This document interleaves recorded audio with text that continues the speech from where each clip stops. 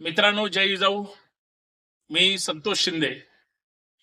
आपल्या सर्वांचं संतोष शिंदे ऑफिशियल या आपल्या हक्काच्या युट्यूब चॅनलवर मनपूर्वक स्वागत करतो. विनंती एवढीच आहे, हा व्हिडिओ शेवटपर्यंत पहा.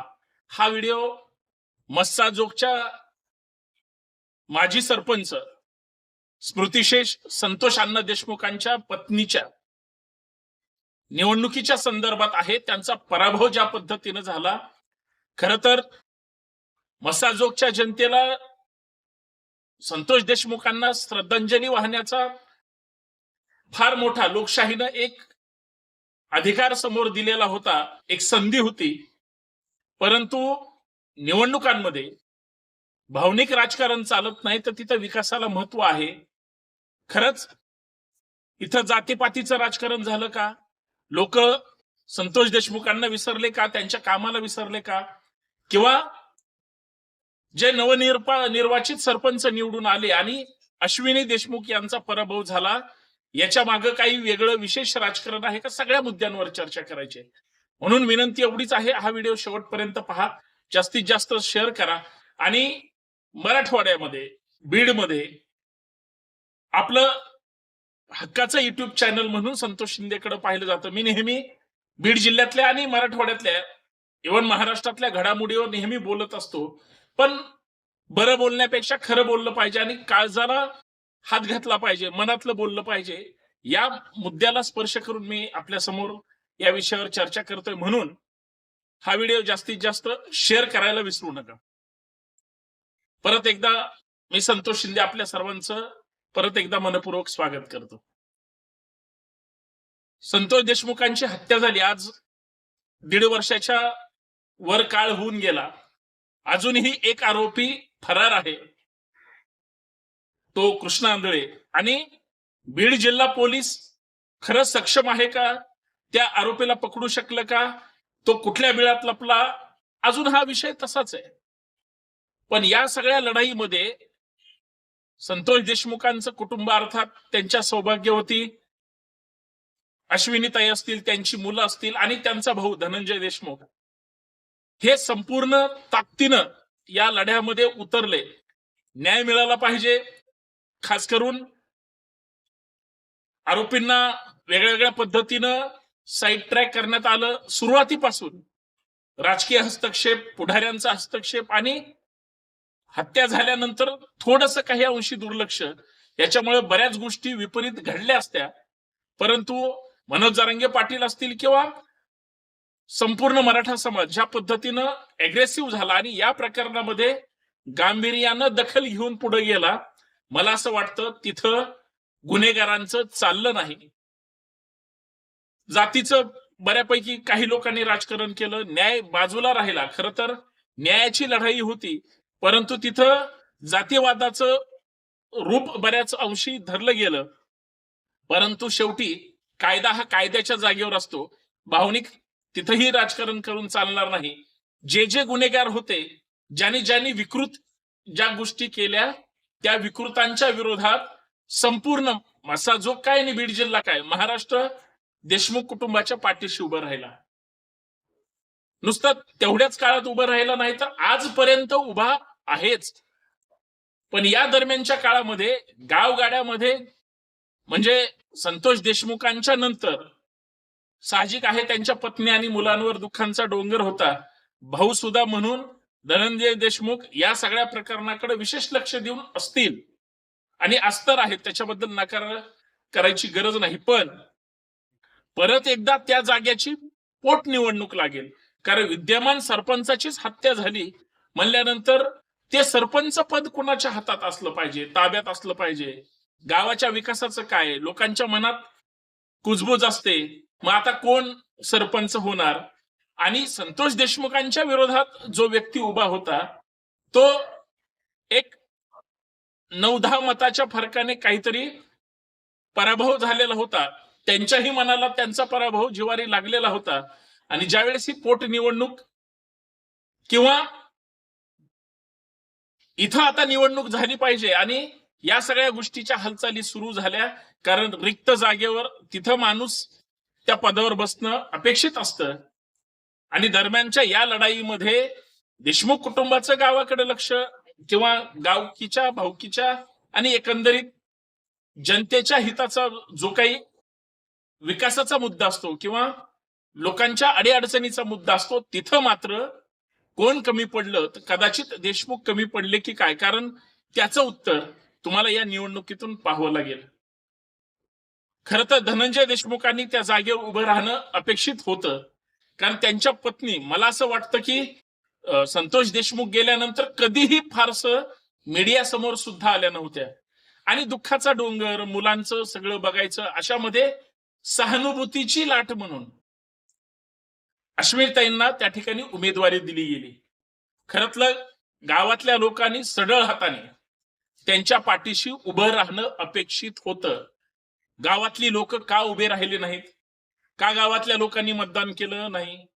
बरं, हा काय फार मोठा मतदारसंघ नव्हता, शहरी भाग नव्हता की बाहेरून मतदान आले, बोगस मतदान झालं वगैरे वगैरे. काय एकमेकांच्या विरोधात बरीच बोललं गेलं, पैशाचं राजकारण झालं, दबावाचं राजकारण झालं. हे म्हणजे संतोष देशमुखांच्या पत्नीच्या विरोधात जे उभे होते ते वेळोवेळी बोलत असायचे. मी ह्या सगळ्या गोष्टी पाहत होतो, पण मी म्हणलं भावनिक राजकारण आहे याच्या बाजूनं. म्हणजे खरं तर जी निवडणूक खरी संतोष देशमुखांना श्रद्धांजली कुठं लाभली असती, जर बिनविरोध अश्विनीताई संतोष देशमुखांना सरपंच पदासाठी उभं केलं असतं तर, निवडून दिलं असतं तर खास करून. परंतु विरोधातल्या उमेदवारांनी ते मान्य केलं नाही, कारण त्यांचा पहिला पराभव अगोदरच झालेला होता. आणि साहजिक आहे या लोकशाहीमध्ये दुःख विसरून, कारण दुःखामध्ये किंवा न्यायासाठी सगळं गाव तुमच्या पाठीशी उभं राहिलं, परत परत तुमच्या बाजूने गाव उभं राहील आणि गाव तुमच्यावर विश्वास ठेवील, हे फक्त निवडणुकीच्या काळातच समजतं. आणि तीच गोष्ट त्या ठिकाणी झाली. संतोष देशमुखांना न्याय द्यायचा सोडून, खरं तर त्या लढाईत सगळेच असतील, परंतु बिनविरोध निवडून देणं अपेक्षित होतं, ते गावकऱ्यांनीच होऊ दिलं नाही. आणि कदाचित गावाला आणि गावाच्या लोकांच्या मनामध्ये काहीतरी वेगळंच होतं की काय, त्यांनी संतोष देशमुखांच्या पत्नीला निवडणुकीला उभं केलं, परंतु मतदान केलं नाही. आता भरभरून मतदान झालं असतं तर त्या निवडून आल्या असत्या. मला हेच सांगायचंय. त्यांच्या संतोष देशमुखांच्या भावाने सुद्धा सांगितलं की आमचा गावाकडचा कॉन्टॅक्ट, म्हणजे गावातल्या लोकांशी संपर्क, या मागच्या वर्ष दीड वर्षामध्ये तुटला, कमी झाला.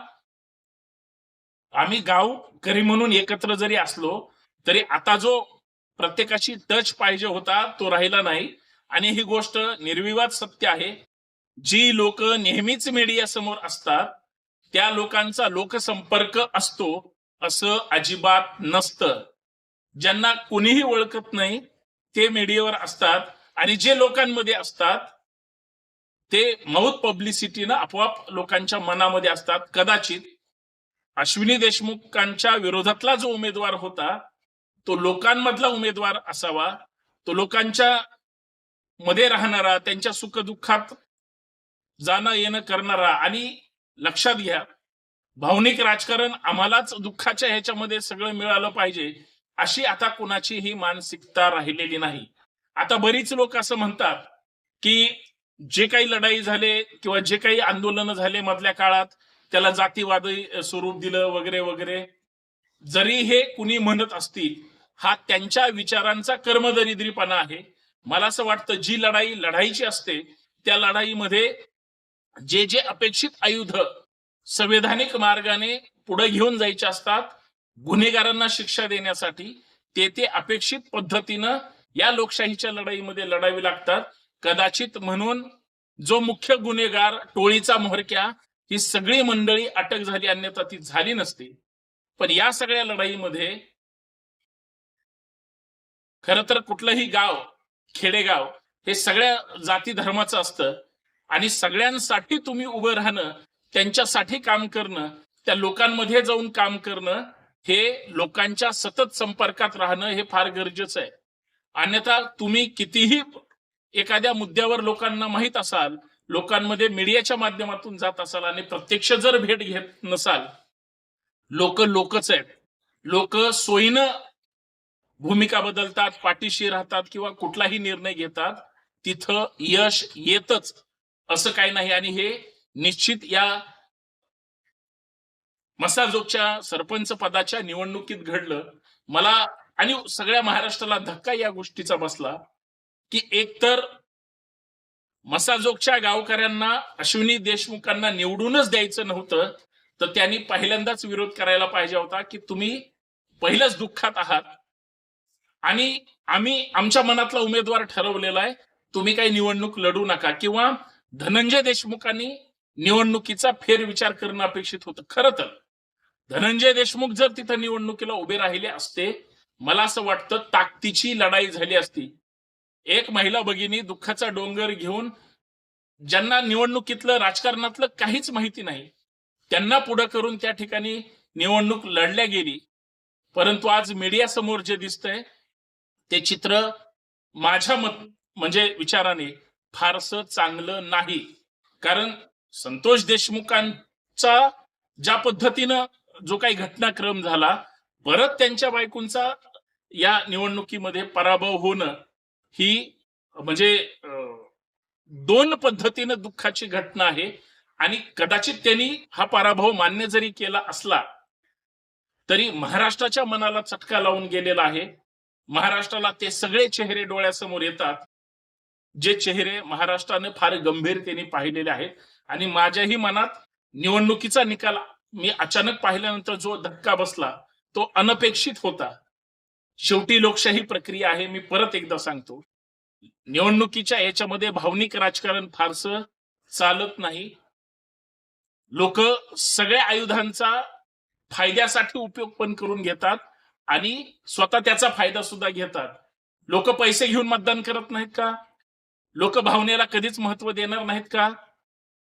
ज्याचं गेलंय त्याच्या कधीच पाठीशी राहणार नाहीत का? लोक कधीच आपल्यासाठी लढलाय याचा विचार करणार नाहीत का? आणि लोकांनी कधीतरी चांगल्या लोकांच्या सुद्धा कधीतरी पाठीशी राहणं गरजेचं आहे, जे संकटात असतात. आज जे निवडून आले ते उद्या सुद्धा निवडणुकीत निवडून आले असते, पण आज ज्या संकटाच्या आणि दुःखाच्या काळात निवडणुकीला उभे होते त्यांचा पराभव होणं खरं तर त्यांच्यासाठी जे द्विपक्षीय दुःख आहे ते अत्यंत भयानक आहे, असं माझं साधं सरळ मत आहे. या माझ्या भूमिकेवर तुमचं काय मत आहे नक्की कळवा. धन्यवाद.